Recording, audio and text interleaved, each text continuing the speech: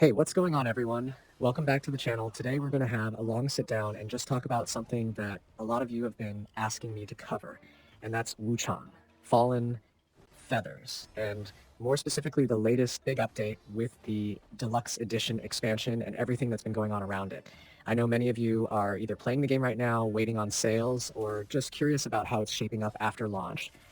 So this is going to be one of those detailed, chill sessions where we break it all down piece by piece. I want this to feel like a conversation, like if we were sitting in the same room, just going back and forth about all the new stuff, the good parts, the questionable parts, and even the small little details that often slip through when you're just glancing at patch notes. So let's start with the basics, because Wuchang, Fallen Feathers came out swinging with this whole gothic, Souls-like aesthetic that a lot of people were curious about. The world is grim, mysterious, full of these feudal Chinese inspirations mixed with heavy dark fantasy vibes, and that's what caught a lot of people in the first place.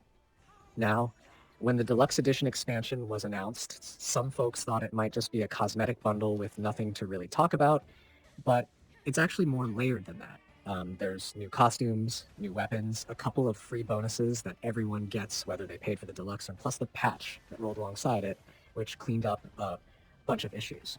And while on the surface, it might not sound like a massive expansion with new story areas or bosses, what it really does is add flavor and customization to the game that people were already sinking time into.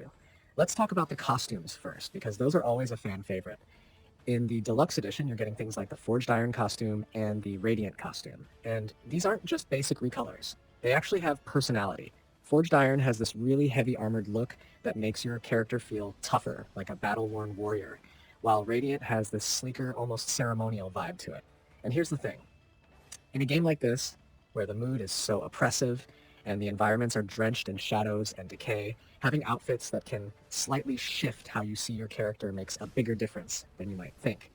It's not just about looking cool, it actually changes how you emotionally connect to your journey. One minute you're trudging through swamps and ruined villages in heavy armor, feeling like a survivor. The next you're in this radiant outfit that feels like a reminder of something more noble or divine. Now the weapons, that's where a lot of people's ears perked up.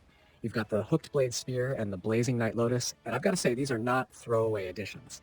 The Hooked Blade Spear has this really satisfying reach and utility to it.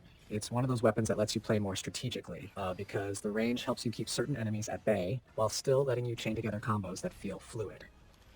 The Blazing Nightlotus, on the other hand, is pure style. It's flashy, has a unique flair to its attacks, and you can tell the devs wanted it to stand out. When you're testing these weapons, you immediately notice that they're not just reskinned versions of older ones. They come with movesets that actually encourage you to rethink how you're approaching combat encounters. For players who already got used to a specific playstyle, picking these up can feel like learning a new rhythm, and that's always refreshing in a Souls-like where combat rhythm is everything.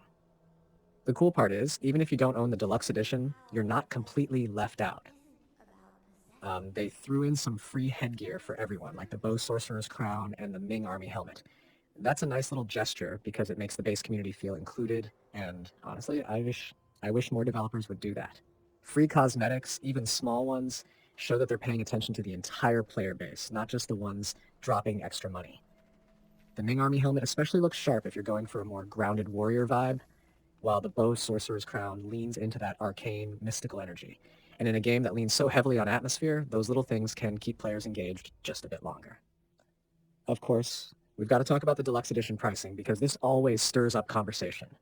The full Deluxe Edition, which bundles the base game with all the extra goodies, is sitting around $60 in the US, about £50 in the UK, or 60 euros. If you already own the game and you just want the upgrade, you're looking at about 10 bucks. Now, for some people that's a no-brainer. 10 bucks for multiple costumes, weapons, and an upgrade item is pretty reasonable compared to how some games nickel and dime players with individual skins at higher prices. For others though, especially those who already felt the base game had some issues to iron out, it might feel like the devs are trying to push cosmetics before perfecting the core experience. And I get that perspective too. Value in gaming is subjective. It always comes down to how much you personally care about visual customization and new toys to play with in combat. Now, beyond the flashy items, what I think is equally important is the patch that landed alongside the expansion. This wasn't just a case of, hey, here's new stuff, have fun. They actually addressed bug fixes, performance improvements, and balance tweaks. And if you've played Wuchang since launch, you know there were moments where performance could dip, some animations felt clunky, and certain encounters leaned into being unfair more than challenging. From what I've seen, patch 1.5.1 smooths out a lot of those edges. It's not perfect yet. There are still reports of odd hit detection here and there, but compared to the launch build, the game just feels cleaner. Attacks connect more reliably, frame pacing feels steadier, and even the UI transitions are a bit more responsive. Sometimes these under-the-hood fixes don't get as much attention as the shiny new gear, but honestly they're just as crucial, if not more so, for the long-term health of the game. And speaking of long-term, the devs have already said this isn't the end. They're planning on rolling out 2 more costumes and 2 more weapons later this year. That tells me they're treating this like an evolving package rather than a one-and-done release. It's a smart move because it gives players something to look forward to. You know how it is. You finish a Souls-like, maybe you roll through New Game Plus, and then you put it down for a while.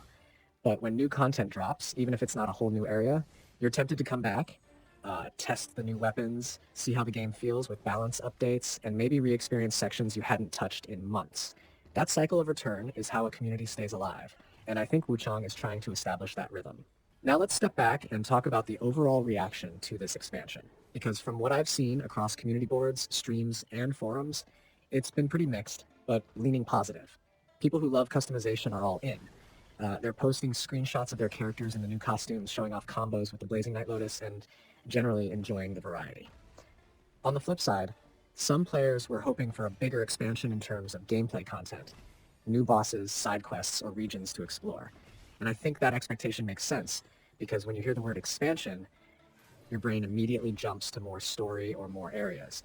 But this is clearly more of a deluxe cosmetic pack with functional weapons, not a story expansion. It's all about managing expectations, and I think the developers could have been a bit clearer in their messaging when they first announced it. Still, I can't deny that Wuchang is in a better place now than it was at launch. The Deluxe Edition Expansion shows they're still invested in improving and enriching the game. And when you look at the bigger picture, it's actually a pretty good trajectory. Then think back to some other Souls-likes outside of From Software's work. Many of them struggled to stay relevant after launch, either because they shipped bare bones or they just didn't patch enough to keep up with feedback.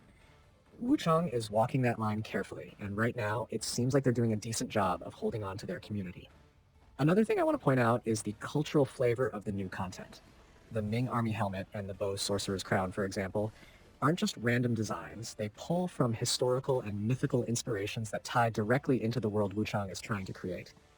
That's one of the underrated strengths of this game. It's not just another dark fantasy Souls-like that feels like it could be set anywhere. It's rooted in a specific time and place, with costumes and weapons that actually reflect that heritage. When you put on that headgear, it feels authentic to the setting, and that matters. It gives weight to the role you're playing in this world, and it makes the game stand out in a genre where things can sometimes blur together. Now, let's circle back to the weapons again, because this is where gameplay shifts really shine. The Hooked Blade Spear changes how you think about spacing. Against larger enemies or bosses with wide attack arcs, you can poke from just outside their danger zone. That can completely alter your strategy compared to using a short-range weapon.